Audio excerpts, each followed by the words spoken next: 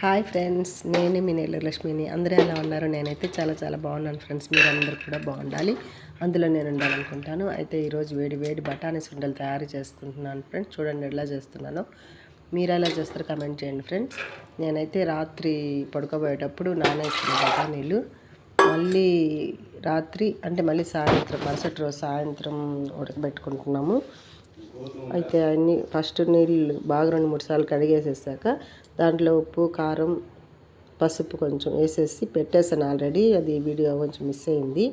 ఇంకా నేను ఒక చేత్తో వీడియో పట్టుకొని తీసుకుంటాను కాబట్టి నేను అన్నీ రెడీగా ముందే చేసుకున్నాను ప్లేట్లో. ఎర్రగడ్డలు, టమోటా, ఇంకా పచ్చిమిర్చి, ఇంకా కొత్తిమీర, కరివేపాకు అవన్నీ వేసేసుకోవాలి ఫస్ట్లోనే. తర్వాత కొత్తిమీర కూడా తీసేసి బాగా దండిగానే వేస్తాను నేను. కొత్తిమీర అంతా పెట్టేసి బాగా 5-6 విజిల్స్ రానియాలి ఫ్రెండ్స్. 5-6 విజిల్స్ వచ్చాక తీసేసి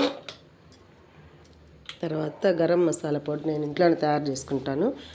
పట్టా, లవంగా, జీలకర్ర, ధనియాలు, మిరియాలు అన్నీ వేసే పొడి కమ్మగా ఉంటుంది వాసన. అదే ఇంగాలనే చికెన్ కర్రీ వాసన వచ్చేస్తుంది చూడండి. ఒక 2 స్పూన్లు వేసాను. కాసేపు మళ్ళీ కొంచెం దానికి అంత పట్టేదానికి కొంచెం సేపు ఉడకబెట్టేసాను.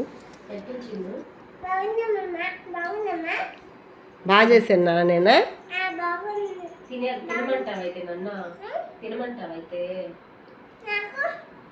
కొంచెం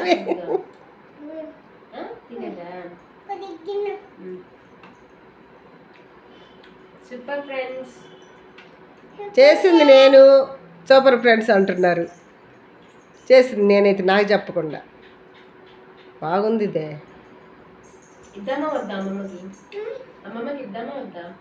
ఏంది అది చూపించండి.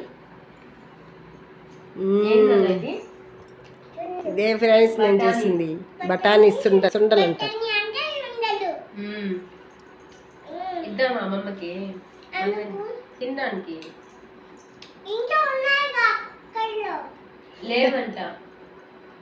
లేవన్నీ మీకే ఇచ్చేసాను, అంతా మీకే పెట్టేసా. లేదంట అమ్మమ్మ దగ్గర. అయితే నాకొద్దా?